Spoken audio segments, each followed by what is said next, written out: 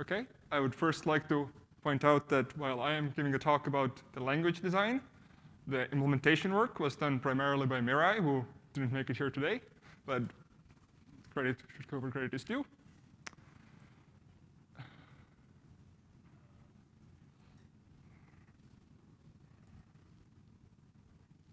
And the context we're targeting is code that implements network protocols, and it is run on a wide variety of machines, starting from the very smallest microcontrollers that cost less than $1 and have very limited amounts of memory, to servers that may handle millions of connections, but still need to fit those connections into a finite number of gigabytes of memory, which does get expensive as well.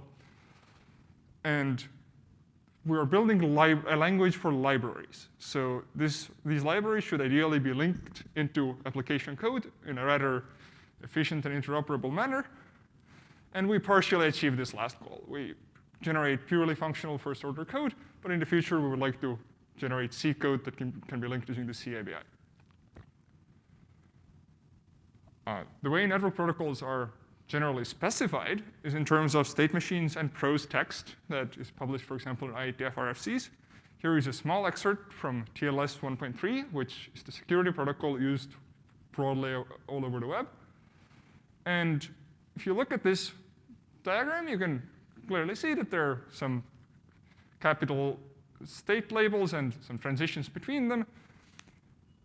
And on those arrows, there are actions that affect the state of the library outside this diagram. If you wanted to implement this for just one connection, it is relatively straightforward. You take this structure of this diagram and turn this into the control flow of a single-threaded program. If one connection is all you wanted, code like this would run and perform great. However, even a machine that has only one network connection still wants to do other things concurrently with this network connection. So this solution isn't satisfactory for either of the cases I pointed out in the first slide. You could say that we'll use operating system threads or language runtime threads to run code like on the previous slide in multiple instances. And relatively few production software implementations actually do this. There are both portability limitations in terms of any underlying threading mechanism you pick. It will then be a dependency of your application. And the cryptography library or networking library is not necessarily in a position to bring in entire dependencies, or especially an operating system dependency. And further, the code in the previous slide was simple in the case it only handled one connection. But in practice, we want multiple connections, and we actually want to share state between them and perhaps cancel connections eagerly or debug and test this code, which is additionally complicated by the non-determinism of general-purpose threading systems. So instead, what production applications do is that they write the network protocol implementation as an explicit state machine. There are two examples on this slide. On the left is Mozilla NSS that is used in Firefox. On the right is OCaml TLS, which is probably the cleanest TLS implementation I have read that it actually can be deployed. And they both share the same essential structure. There are state labels that on the right form the constructors of an inductive data type. And on the left, there is a struct where there's this flag that encodes which state we're in. And each network packet is handled by matching it against the current state structure and producing a new state structure at the end. And in this style, the programmer has to handle errors or unexpected packets explicitly. So here's a contrived example of how this can go wrong. It's the same diagram from 2 slides ago. And it could be that even though we wanted to allow the blue path throughout the diagram, if the handler for the client certificate message does not check that, in fact, we're in the beginning of the diagram and does the same state modification regardless of which state the protocol is in, we could also allow the red path. And this would be non-conformant. It could lead to interoperability issues or even security issues. And surely nobody would ever do this, right? Programmers are better than this, but unfortunately not. The OpenSSL library, which for essentially 2 decades was the security library for web on the internet, had this bug where it had 2 message types, one to find out the key to use for encryption and the other to turn on encryption. And it would happily handle the second message even when the first one hadn't been received. So if an attacker were to just remove from the network stream the message that initializes keys, OpenSSL would continue to encrypt and authenticate the entire connection with a 0 key. And this bug remained undiscovered for more than 15 years. And there were, in fact, multiple instances of this issue in OpenSSL. And I don't really want to blame OpenSSL for any of this. The code that was in the previous slide was a tiny excerpt of thousands of lines of code where the programmer mentally needs to keep track of where in the state machine this is and how this corresponds to state variables. So it is really challenging to even understand what is meant, let alone to implement it correctly. Instead, we want to propose a style where programmers can write code that quite closely resembles the direct style example in the first slide, but gets the implementation and predictability benefits of explicit state machines.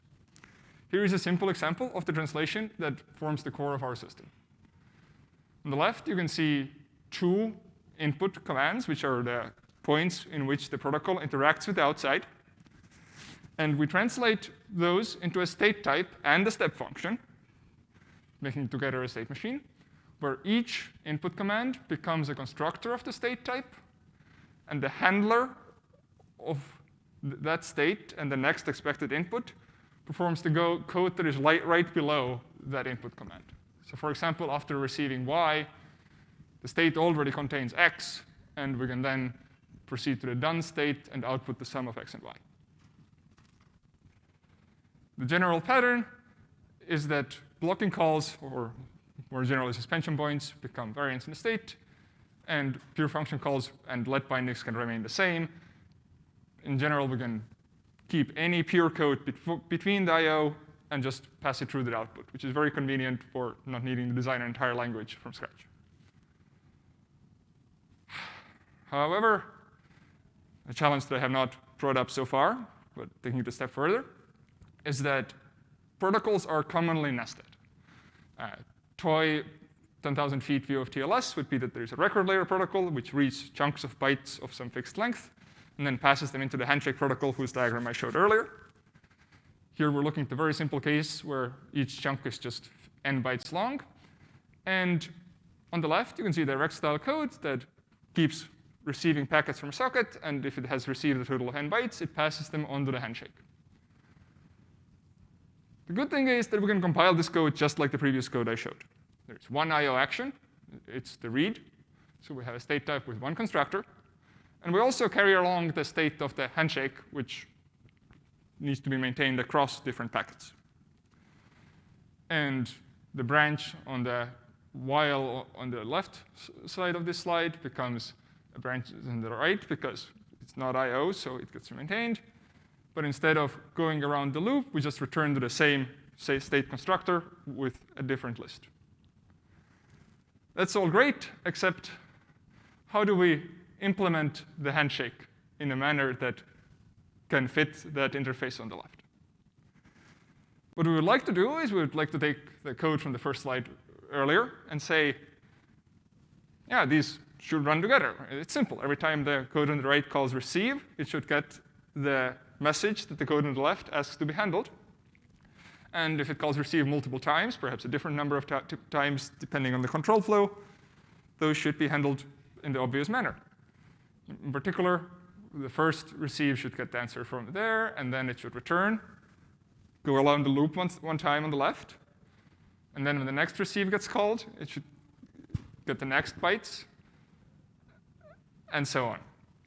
This control flow structure is called Coroutines, and it has been used in various forms since the 70s. Some popular languages have it under the name of async or generators or call-CC, or algebraic effects are also related. And we extend our translation to cover coroutine managing code. So the code on the left, you can think of interacting with the handshake as the handshake being a child coroutine of the parent. And resuming a coroutine just becomes a call to the state transition function of the compilation of that coroutine. And coroutine initialization gets replaced with state machine initialization. There are some technical details there, but I'll defer those to the paper. Now, we didn't only design a language for this, we did it all in the Coq proof assistant and created a compiler that produces proofs of correct compilation as it executes. The key of our encoding in Coq is to use an inductive type of interactions where each constructor either says that the computation is done or the coroutine is finished, or alternatively, EFF. It has an effect, some arguments passed to that effect, and a continuation that accepts the value returned by the parent coroutine to continue execution. So in this style, we can encode the adder example with two effect constructors and a normal Galena built-in addition function in the return clause. Furthermore, we can have arbitrary expressions in there. This is now just a normal Galena let binder. It is not a part of our deeply embedded syntax. And if you imagine it having the semantics you expect it to have, it all works out. We also want to encode coroutine creation and resumption in here. We just introduced some so far undefined syntax for this.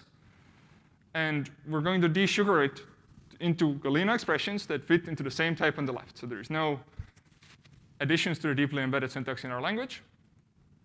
And we do this by replacing each coroutine resumption with a match on the effect type that looks for the effect constructor, and if it finds it, it calls the continuation embedded in the effect constructor. And return or join can be handled similarly.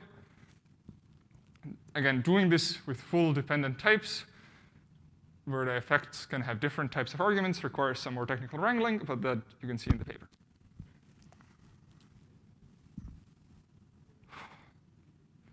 Now that we can have coroutines inside expressions, we'll go one step further and allow coroutines to be stored inside data structures.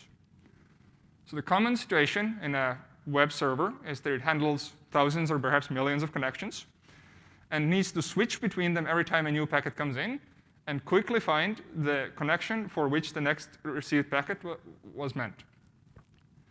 We have a binary tree data structure that stores coroutines, each of which handles a single connection. So when implementing the network protocol for a single connection, you can almost ignore the fact that there are other connections going on, except when you want to access shared state, the connection-specific coroutine will yield an effect that will be handled by the top-level function. And I find it very neat that this actually worked out. We implemented a fully functional TLS web server in this style, and we used a purely functional language. We had a concern that maybe we'll need to do a lot to deal with mutability. The answer is no. You can just thread state in the top level, and it is perhaps even less painful than getters in Java. You can shut down or spawn coroutines easily. They just corresponds to a mutation of pure state, which I consider an ergonomics improvement over languages that even have built-in threading support, such as Go. And all of this is deterministic. There is no semantic challenges in getting all of this to work out. As I said, our compilation process produces proofs, and those proofs are of a theorem stated in terms of labeled transition systems. They give the obvious semantics to the coroutine code encoded as inductive types and state transition and functions. And since there is no internal concurrency, we can do a lockstep simulation where both sides step at the same time, and once we had the implementation right, the proofs basically just worked. The compiler is also prototyped inside the Coq proof assistant. So to run the compiler, you state the theorem that there exists a target language program such that it has the same semantics as the source language program, and then unleash Coq proof script to constructively and in a relatively syntax-directed manner find that implementation.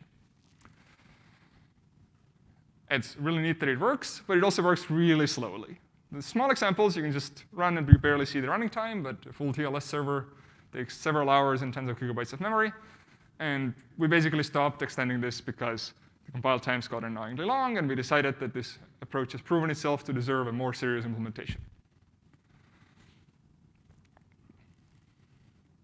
We did run the TLS server we implemented. The performance was OK and probably acceptable to many applications, but still noticeably behind the leading web servers implemented in C and Haskell, which was our extraction language. You can see the throughput on the right. In the single-threaded case, we are within tens of % of the competition, but since the other servers can use multiple cores, which we didn't tackle in this work. They can handle multiple parallel connections much more efficiently than our implementation. So this sets out some obvious future directions. We would like to make the compiler faster, probably by giving it a dedicated implementation on deeply embedded syntax as opposed to relying on the cock-proof engine, which was never really meant to do what we did with it. We would like to generate better code. Specifically, we generate first-order purely functional code, which we believe could be compiled using a rather specialized strategy to produce C code that doesn't depend on the runtime system. The Perseus project, or the lean programming language runtime in the latest edition, do similar stuff, and we would like to adopt something like this, but hopefully in a certifying manner that we get correctness proofs for that step as well. And we believe we could try harder in our compiler to preserve sharing and perhaps shave off some of those tens of % that we lost in a single-threaded case. Beyond language infrastructure work, I personally am very interested in finding out what other programming domains, perhaps in operating systems or especially embedded real-time operating systems, could benefit from a coroutine structure now that we know that at least in those cases it can be efficiently compiled into the kind of code the programmer would have otherwise written by hand anyway. And I would be happy to chat with any of you on those topics after this session. Thank you.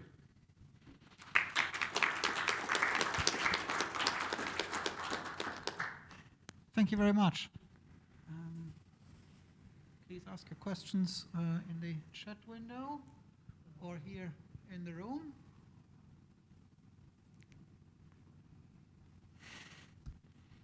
I don't see any. One question is, your structure looks quite similar to the interaction trees that were developed at Penn a couple of years ago in collaboration with others, with the difference that they are co-inductive structures. So I assume that the reason why you want to limit yourself to inductive So did I see that right? we mostly didn't need the additional delay and co-inductive features of interaction trees, so we just didn't use them. This is the data type we ended up with. I'm quite confident that you could do similar work in the interaction trees and that it would all work out in a relatively similar manner. Do you know whether the extraction roughly corresponds performance-wise to what you would get from interaction trees? So we didn't run the inductive style code on the left. We only ran the state machines. So our experiments do not shed light on that question. I see. Thank you. Any questions from the audience?